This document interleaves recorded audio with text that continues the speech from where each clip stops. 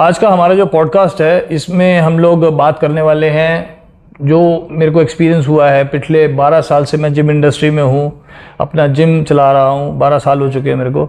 और इस दौरान मैंने जो देखा है, जो ऑब्ज़र्व किया है कि जो बिगिनर्स होते हैं या जो इंटरमीडिएट लेवल के जो ट्रेनीज़ मेरे जिम में आए हैं आज तक, वो उनका क्या एटीट्यूड होता है, क्या माइंडसेट होता है, क्या सोच के आते हैं, क्या करने लगते हैं। और कुछ चीज़ें इतनी कॉन्ट्राडिक्टरी होती हैं कि समझ में नहीं आता कि ये क्या सोच के आए थे और ऐसा क्यों कर रहे हैं। तो ये मेरा बेटा है आदि, और इसको करीब 1.5 ईयर हो चुका है जिम में, और मेरे अंडर में ही कर रहा है। और ऐसी ट्रांसफॉर्मेशन मैंने बहुत कम लोगों के अंदर देखी है जैसी इसने करके दिखाई है। वजह ये नहीं कि मैं इसको बाकी सब मेंबर्स से ज़्यादा अच्छे से ट्रेन करता हूँ या ज़्यादा कुछ ऐसी चीज़ें मैंने जो छुपाई हैं दूसरे लोगों से इसको बता दी, ऐसा कुछ नहीं है। जैसा मैं बाकी लोगों को ट्रेन करता हूँ, जितना डाइट के बारे में या वर्कआउट के बारे में कोई भी मुझसे जितना क्वेश्चन करता है, कुछ पूछता है, उसको मैं उतने ही ईमानदारी से बताता हूँ जितना इसको बताता हूँ। तो मेरे लिए कोई फ़र्क नहीं है कि वो मेरे जिम में मेंबर है, मेरा अपना बेटा है, मेरी वाइफ है, या मेरा कोई रिलेटिव है, मेरा कोई ख़ास फ्रेंड है। मेरे को इस चीज़ से फ़र्क नहीं पड़ता। मैं अनबायस्ड तरीके से किसी को भी जो भी मेरे जिम में आता है उसको उसी तरीके से ट्रेन करने की कोशिश करता हूँ। बल्कि एक चीज़ आप समझिए कि ये मेरा अपना बेटा है, अगर मैं इसको अच्छे से ट्रेन कर भी दूंगा तो ये बाहर जाके 10 लोगों को नहीं बोलेगा कि मैं, और कोई अगर ये बोलता भी किसी को कि मैंने अपने पापा के अंडर में ट्रेन किया है, उनके जिम में ट्रेन करता हूँ, बहुत अच्छा जिम है ये, इसके कहने से लोग नहीं मानेंगे। बल्कि अगर कोई आउटसाइडर है और वो खुद से अपने दिल से तारीफ करता है बाहर जाके कि मैं नितिन आहूजा के जिम में करता था या करता हूँ और मेरे को बहुत फ़ायदा मिला है, बहुत अच्छे से ट्रेन करते हैं, वहाँ लोग उसकी तारीफ़ को कंसिडर करेंगे, समझेंगे, मानेंगे कि वो सच बोल रहा है। जबकि अगर यही तारीफ़ ये करता है तो लोग कहेंगे लो ये तो अपने पापा के जिम की तारीफ़ कर रहा है, इसमें कौन सी बड़ी बात है, वो तो हर कोई करता ही है। तो इसको ट्रेन करने में देखो तो मतलब मेरे को कोई पर्सनल कोई ऐसा फ़ायदा नहीं है, बल्कि जो वर्ड ऑफ माउथ है वो दूसरे लोगों का ज़्यादा अच्छे से काम करता है। इसीलिए ये वीडियो आज मैं बना रहा हूँ क्योंकि बहुत टाइम हो गया मेरे को ये चीज़ देखते हुए कि लोग आते हैं जिम में। अब यहाँ मैं उस बेसिक थॉट से शुरुआत करता हूँ कि किस थॉट से एक इंसान जिम में आता है। कोई भी इंसान है, भले वो यंगस्टर है, भले वो मिडिल एज का है या ओल्ड है, सिर्फ 2 रीज़न ऐसे हो सकते हैं मेरे हिसाब से जिनकी वजह से जिम आता है। या तो कोई खुद को शीशे में देखता है और उसको एक सेटिस्फेक्शन वाली फीलिंग नहीं आती, या वो दूसरे लोगों से खुद को कंपेयर करता है कि उसकी फिजिक, उसकी फिगर कितनी अच्छी है और मेरी मतलब मेरे को मज़ा नहीं आ रहा। तो एक डिससेटिस्फेक्शन होता है जिसकी वजह से उसको ये थॉट आता है दिमाग में कि मैंने जिम जाना है। दूसरा, या तो डॉक्टर जो मिडिल एज या ओल्ड एज वाले हैं उन लोगों को डॉक्टर बोलते हैं कि आपकी एज ज़्यादा हो रही है, आपकी मसल्स वीक हो रही हैं, आप कुछ वर्कआउट स्टार्ट करिए, आप जिम जाइए। या कुछ रिहैब वाले केसेस में उसमें डॉक्टर स्पेशल उनको एक्सरसाइज बताते हैं कि ये एक्सरसाइज आपने करनी है, इसके लिए आप कोई अच्छा जिम देख लीजिए और वहाँ आप चले जाइए। ये 2 ही वजह हैं ऐसी जिसकी वजह से कोई इंसान जिम जाता है। तो कोई भी इंसान जब जिम शुरू करता है तो वो अपने को जब शीशे में देखने के बाद में जिम स्टार्ट करता है, और जिम में आने के बाद में वो उसका थॉट प्रोसेस काफ़ी हद तक चेंज हो चुका होता है। जो मैंने बिगिनर्स में एक चीज़ ऑब्जर्व करी है, एक तो ज़्यादातर जो बिगिनर्स हैं यंग एज के स्पेशली, वो लोग क्या करते हैं, वो एक तो ग्रुप्स में आते हैं, उनको अकेले जिम आने में थोड़ा सा या तो हेजिटेशन लगती है या एक ग्रुप में कह लीजिए वो एक कंफर्ट उनको लगता होगा, बोरियत होती है अकेले में।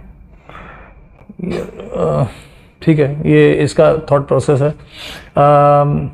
देखिए, जिम आने का थॉट था आपका, वो इसलिए था कि आपको अपनी फिजिक ठीक करनी है, आप अपनी फिजिक से सेटिस्फाइड नहीं। बट जिम में लोग इसी तरीके से आते हैं, जो कि फैक्ट है। ये खाली मेरे शहर में नहीं, सभी जगह होता है। चलिए, इसमें भी कोई गलत बात नहीं है।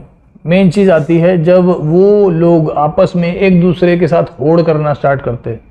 ये चीज़ भूल के मैंने जिम ज्वाइन किया था अपनी बॉडी को, अपनी फिजिक को, अपनी फिगर को बेटर करने के लिए। ये चीज़ मेल्स में मैंने ज़्यादा देखी है, ये होड़बाजी। गर्ल्स में या लेडीज़ में ऐसा मैंने नहीं देखा। बहुत रेयर केसेस में मैंने देखा होगा ऐसा, बट नहीं के बराबर ही होता है। वो होड़ करने लगते हैं वेट, तू कितने रेपिटेशन लगा लेगा, मैं कितना रेपिटेशन लगा लेता हूँ। उसके बाद में वो वीडियोस देखते हैं मोटिवेशनल वाले, और उसमें जो मैंने अपने जिम में ऑब्जर्व करा है कि वो इतना हल्का हल्का वेट लेते हैं कि एक प्रोफेशनल देख के हंसे। और मेरे जैसे प्रोफेशनल को वाकई हंसी आती है कि जिस वेट को लेके और बाद में एक्सरसाइज करने के बाद में ऐसे छोड़ते हैं जैसे अपने को वो रोनी कोलमैन समझ रहे हैं। अरे रोनी कोलमैन का आर भी नहीं हो आप लोग, और इस तरीके से उस वेट को ड्रॉप कर रहे हो।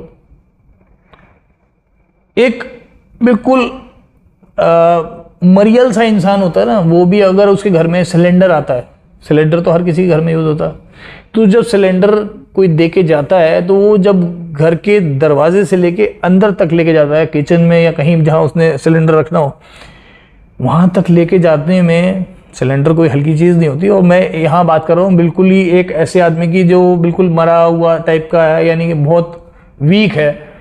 वो भी जब सिलेंडर घर के अंदर लेके जाता है ना, तो वो कहीं पटकता नहीं है कि कहीं मेरे घर की टाइल ना टूट जाए। तो यहाँ जब जिम में आप वो लोग जो वेट उठा के दिखाना चाह रहे हैं कि देखो आई एम सो पावरफुल और ये वो ब्ला ब्ला ब्ला, तो ये पावरफुल होने की निशानी नहीं है, ये आपकी वीकनेस दिखाती है। डेडलिफ्ट में तो मैंने बहुत ही ज़्यादा ड्रामा देखा। आपका माइंडसेट था कि मेरे को फिजिक को नेक्स्ट लेवल लेके जाना है, यानी आपके लिए फिजिक प्राइमरी था। आपके लिए ये ज़रूरी नहीं था कि मैंने पावर लिफ्टर बनना है, ठीक है। ना ही आप कोई पावर लिफ्टिंग कॉम्पिटिशन खेल रहे हैं जिम के अंदर, और जिम के अंदर वेट इतना भर लेते हैं उठाया और दाढ़ नीचे। मैंने अपने लास्ट वीडियो में जो कि मैंने डेडलिफ्ट में बनाया था, उसमें भी मैंने ये चीज़ समझाई थी कि आप जिम के अंदर कोई कंपटीशन नहीं खेल रहे हैं, तो आपको जो बनता है कि आप अपना एक्सटेंशन, कॉन्ट्रैक्शन, होल्ड, वो सब कुछ प्रॉपर रखें। वो चीज़ नहीं होती। स्पेशली ये काम बिगिनर्स में बहुत ज़्यादा होता है। ये चीज़ मैं इस वीडियो में दोबारा से इसलिए कवर कर रहा हूँ क्योंकि एक बिगिनर पूरी तरीके से भूल गया होता है कि मैंने जिम ज्वाइन किस लिए किया था। दूसरी चीज़, ट्रेनर के पॉइंट ऑफ व्यू से भी बोल देता हूँ, ट्रेनर्स भी एक एक्सरसाइज कराई, 2 एक्सरसाइज कराई, 3 एक्सरसाइज कराई, 4 एक्सरसाइज कराई, घर भेज दिया। कुछ जिम्स में तो इतनी इस तरीके की एक्सरसाइज करा देते हैं सिर्फ अपनी एक्सपर्टीज दिखाने के लिए कि देखो हमने आपको कितना अच्छे से करा दिया वर्कआउट और आपको मसल्स में जगह जगह पेन हो रहा है। और वो पहले ही उनको मेंटली इतना प्रिपेयर कर देते कि आपको पेन होगा, और इतना पेन होगा कि कई लोग अगले दिन जिम जाने से पहले भी घबराने लगते हैं कि मैं जिम जाऊं या नहीं जाऊं।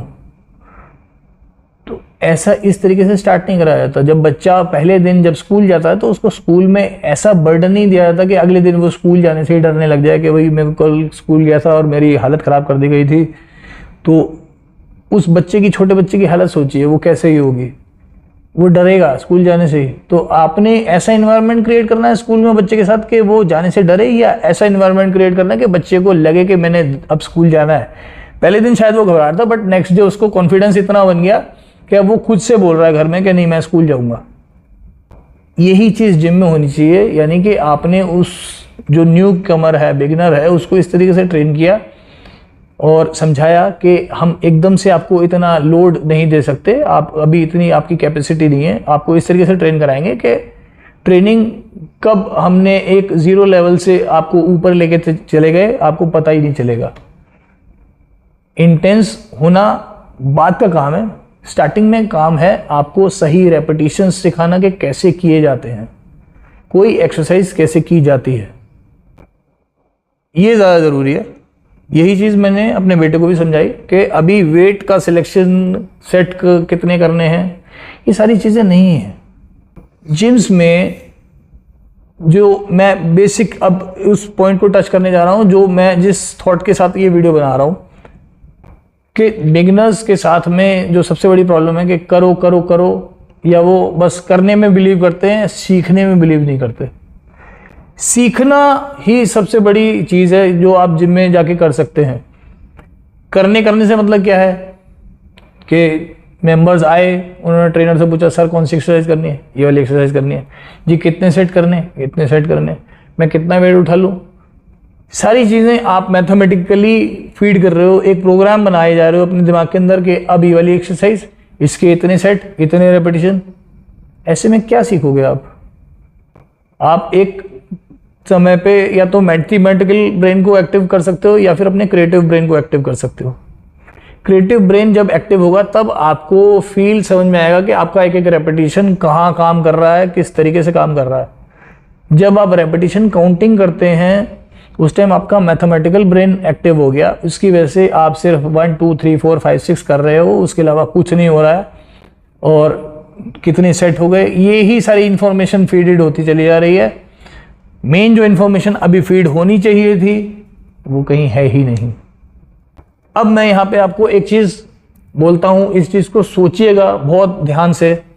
वो ही सवाल मैंने इसको पूछा था कि मान लीजिए मैं अगर आपको बोलता हूँ एक ही एक्सरसाइज, मान लीजिए बेंच प्रेस, या वो भी मैं बोलता हूँ डंबल से करनी है, आपने डंबल प्रेस करना है फ्लैट बेंच पे, और आज हमने कोई और एक्सरसाइज नहीं करनी, जो भी आपने 10 12 15 सेट करने हैं वो सिर्फ एक ही एक्सरसाइज के करने हैं। उसमें भी वेट आपने इतना सिलेक्ट करना है कि वो वेट आपके लिए बहुत ज़्यादा चैलेंजिंग ना हो जाए, इतना वेट रखें ताकि वो उसके मूवमेंट से आपको मसल में सिर्फ फील समझ में आए, बस दैट्स इट। वो ना ही हैवी है ना ही बहुत ज़्यादा लाइट है वेट, ओके वेट है कि जिसमें आपने 8-10 रेपिटेशन आराम से लगा लिए। काउंट नहीं करना है, एक एवरेज मतलब लगभग आपको एक आइडिया लग जाएगा कि इतने रेपिटेशन। अब यहाँ से हमने हर एक रेपिटेशन को फील करना है कि कितना लोड आपको किस जगह पे फील हो रहा है। अब मेरे दिमाग से सारी इंफॉर्मेशन हट गई, कितने सेट करने हैं, कौन से वेट से करने हैं, कौन सी एक्सरसाइज पहले करनी है, उसके बाद कौन सी करनी है, कुछ नहीं, सब है मैथमेटिकल चीज़ें, सारी इंफॉर्मेशन सब हटा दिया। दिमाग को मैंने एकदम प्लेन कर दिया। अब सारी इंफॉर्मेशन आपने सिर्फ एक ही चीज़ की रखनी है कि जब आप वर्कआउट कर रहे हैं तो फील कहाँ जा रहा है। अब मान लीजिए आपने 12 सेट करे, ठीक है, मैं एक एवरेज बता रहा हूँ कि मतलब इसमें भी आपने काउंट करके गिनती के 12 नहीं करने, 12 के 13 हो गए, 12 के 11 रह गए, कोई दिक्कत नहीं है।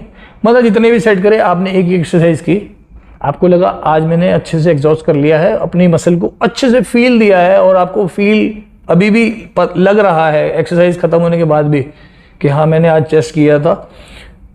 और जब चेस्ट का जब भी आपका नेक्स्ट टाइम होगा, क्योंकि बिगिनर्स के केस में तो आप चौथे दिन दोबारा कर सकते हैं, यानी कि ऐसा नहीं कि आपने एक वीक में एक ही बार करना है। तो मान लीजिए आपने 4th डे फिर से चेस्ट करा और फिर से वही वेट लिया और फिर से सारे के सारे सेट उसी एक्सरसाइज के कर दिए, उसी एक एक्सरसाइज के कर दिए।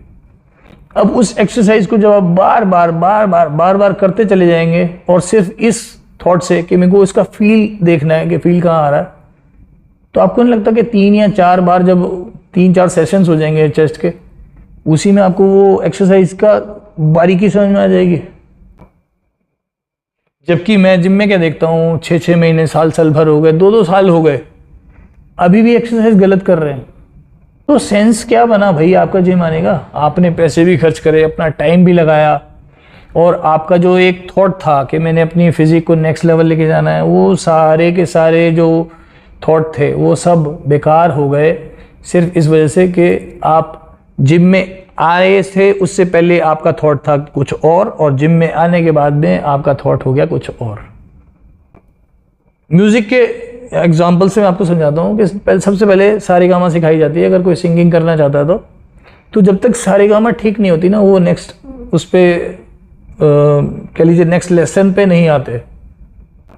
तो जब तक सारेगामा का मतलब यहाँ पे हम अगर इस चीज़ से लगा लेंगे एक पर्टिकुलर एक एक्सरसाइज जब तक आपको समझ में नहीं आई, हम नेक्स्ट एक्सरसाइज पे जाएंगे ही नहीं। और एक एक्सरसाइज समझ में आ गई यानी कि आपको माइंड मसल कनेक्शन काफ़ी हद तक अचीव हो गया उस पर्टिकुलर मसल में। ऐसे ही अगर आप बाकी हर एक मसल में इस तरीके से करने लग जाएं, आपको माइंड मसल कनेक्शन डेवलप करना कितना ईजी हो जाएगा। और वो जितना जल्दी आपने माइंड मसल कनेक्शन अचीव किया, आप कोई भी एक्सरसाइज करेंगे वो ऑटोमेटिकली ठीक होगी।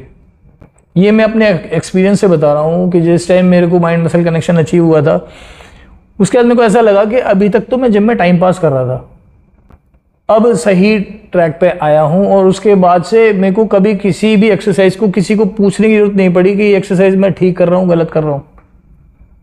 खुद से ही अपने आप जब आप वेट उठाते हैं और एक मसल के मूवमेंट की तरफ चलते हैं तो वो मूवमेंट ही आपको गाइड करता चला जाता है कि ये मूवमेंट सही नहीं हो रहा है, इसको थोड़ा सा इस तरीके से करना है, उस तरीके से करना है। जो भी चेंजेस उसमें करने हैं वो आपकी बॉडी, आपके एंगल्स, वो खुद ही आपको गाइड करते चले जाते हैं और आपको खुद ही समझ में आ जाता है कि इस एक्सरसाइज को सही परफॉर्म मेरे हिसाब से, मतलब मैंने अपनी बॉडी के, क्योंकि हर किसी के मसल के जो स्ट्राइएशंस हैं वो अलग अलग डिज़ाइन होते हैं, वो उसके डीएनए में कह लीजिए होता है। जैसे एग्जांपल के लिए मैं आपको बोलता हूँ कि सब लोगों की चेस्ट की शेप एक जैसी नहीं होती। आप जितने भी इंटरनेशनल लेवल के बॉडी बिल्डर्स देख लीजिए, सबकी चेस्ट अलग अलग शेप की होगी और ऐसा नहीं कि कोई एक पर्टिकुलर शेप अट्रैक्टिव होती है या कम अट्रैक्टिव होती है, और जो शेप किसी की है वो वैसी ही रहेगी। अगर आपको जो शेप मिली है वो ही रहेगी, आपकी शेप चेंज नहीं हो सकती। बट इस तरीके से हिट करिए मसल को कि वो मसल पूरी तरीके से मतलब उस मसल पे आपको वैसा फील आ जाना चाहिए कि हाँ, अब मेरे को अपने मसल पे पूरा फील आ रहा है। इस बारे में हम दोनों ने भी बात करी थी परसों। तो जब ये मैंने बात को समझा तो मेरे को इसकी गहराई समझ में आई कि एक्चुअली बहुत बड़ा कॉन्सेप्ट है, क्योंकि एक्सरसाइज सिर्फ ये नहीं होता कि आप करो करो करो, उसको समझना बहुत ज़रूरी है। तो तब से ये थॉट मेरे माइंड में बैठा हुआ है कि जैसे मैं एक्सरसाइज करते आया हूँ आज तक, उसका एक्चुअल में इस्तेमाल है भी कि नहीं, क्या मैंने उसको अभी तक मास्टर किया भी है कि नहीं। तो एक्सरसाइज को जब हम एक एक करके मास्टर करने लगते हैं तो फिर हम कभी उसमें ये शिकायत नहीं आ सकती कि लोड किसी और मसल पे आ गया या अच्छे से मेरे को आउटपुट नहीं मिल रहा, मसल प्लेट टू हिट हो गया, फिर ये दिक्कतें ख़त्म हो जाएंगी। एक चीज़ और इसमें देखना कि जब हम एक एक्सरसाइज को पूरे फील के साथ करते हैं तो उस टाइम गलती होने के चांसेस कम हो जाते हैं, जिसकी वजह से इंजरी होने के चांसेस बहुत कम हो जाते हैं। तो ये इसमें एक बहुत कमाल की चीज़ है कि जैसे जैसे आपका माइंड मसल कनेक्शन बनता है वो आपको खुद ही बताया था कि इस एक्सरसाइज को ऐसे नहीं करना है, कैसे करना है वो है, बट कैसे नहीं करना है वो भी आपको समझ में आ जाता है, जिसकी वजह से आप कई इंजरी से बच जाते हैं। तो ये इतना इंटरेस्टिंग और इतना बढ़िया कंसेप्ट है कि मतलब आपको जिम में आके करो करो करो नहीं करना है, पहले सीखना बनता है। सीखें फिर करें। आप पहले साइकिल या कोई बाइक या कार पहले चलाना सीखते हैं या पहले चलाते हैं? तो आप जिम में यही गलती कर रहे हैं कि आप जिम में आके एक्सरसाइज कर रहे हैं, सीधे आए करने लग गए। पहले सीखने पे लगाएं ध्यान, और सीखने का तरीका यही होता है जैसा मैंने आपको अभी समझाया है। ये वीडियो लंबा ज़रूर हो रहा होगा, बट अगर आपने शुरू से लेके अभी तक इस वीडियो को ढंग से देखा है, समझा है, तो आपको समझ में आ गया होगा कि सही तरीके से एक्सरसाइज करना या एक सही में अपनी फिजिक को नेक्स्ट लेवल लेके जाने के जो सही तरीके हैं वो हमने आपको इस वीडियो में बता दिए हैं। आई होप आपको हमारा ये वीडियो अच्छा लगा होगा, बहुत काम का लगा होगा। काम का लगा हो तो लाइक कर दीजिएगा, दूसरों के साथ शेयर करिएगा, और कुछ भी आपके डाउट्स है, कमेंट्स हैं, पूछ सकते हैं, और चैनल को सब्सक्राइब कर दीजिएगा। तो जल्दी मिलते हैं एक और वीडियो के साथ, तब तक के लिए goodbye, take care, thank you, जय हिंद।